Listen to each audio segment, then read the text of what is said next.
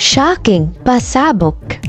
ABS-CBN magpapasabog ng malaking balita sa bagong taon 2025. Mga kapamilya, ready na ba kayo sa bonggang announcement ng ABS-CBN sa 2025? Ito na ang usap-usapan. 2025 daw ang magiging pinaka-best year ng network. Maraming fans ang umaasa na babalik na sila sa free TV. Pero, teka lang, iba ang plano ng Kapamilya Network.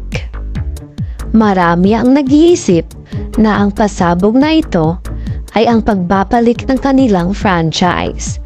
Pero, ayon sa mga insider, hindi raw ito ang immediate priority ng ABS-CBN. Ano ang kanilang plano? Mag-focus sa pagiging content powerhouse at mag-expand sa iba't ibang platforms. Kung mapapansin nyo, bentang-bentang ABS-CBN shows sa content sa iba't ibang digital, cable at online platforms. Dito pinapatunayan ng kapamilya na kahit wala sila sa free TV, sila pa rin ang nagmumuna. Narinig niyo ba ito mga Mars? May malaking kumpanya daw na makikipag-partner sa ABS-CBN para sa isang game-changing project. According to sources, ang partnership na ito ang magbabalik sa kapamilya kung saan sila nagsimula.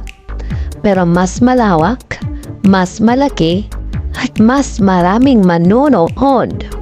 May hula ka ba kung sino ang magiging alay ng ABS-CBN?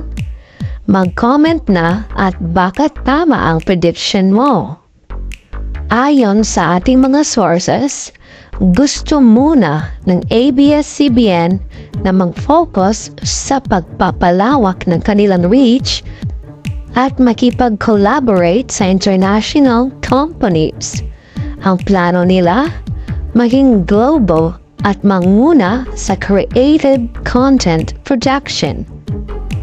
Kung ako ang tatanungin mga sis, ang strategy ng ABS-CBN ay sobrang pangmalakasan. Instead na magmamadaling bumalik sa free TV, they're playing the long game. Focus muna sila sa partnerships at expansions para solid ang kanilang foundation. Hindi lang nila nilalaban ang local market, kundi hinahamon nila ang international stage.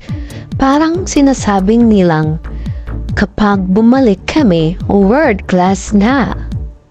Mars, ano ang thoughts mo? Franchise ba ang gusto mo? O mas bet mo ang international collaborations? Gusto naming marinig ang opinion mo. Mag-comment ka na at makishikahan with your fellow kapamilya. Kung gusto mong mauna sa balita at chismis sa showbiz, pindutin mo na ang subscribe button. Huwag mo ring kalimutan i-like, i-share at mag-comment. Malay mo, ikaw pa ang unang magkakaalam ng pasabog ng ABS-CBN sa 2025. Kaya mga besh, kita-kits ulit sa susunod na chismisan. Love you mga kapamilya!